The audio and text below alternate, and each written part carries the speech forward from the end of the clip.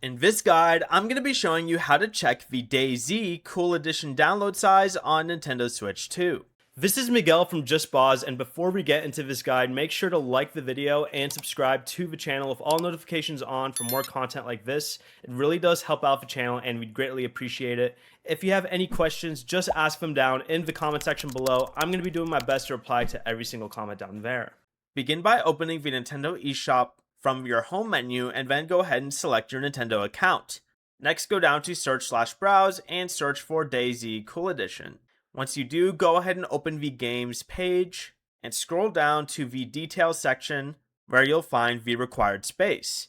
DayZ Cool Edition is currently listed at approximately 15.9 gigabytes on Nintendo Switch 2.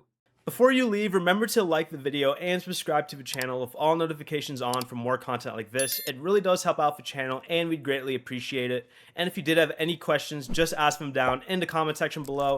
I'm going to be doing my best to reply to every single comment down there. Peace.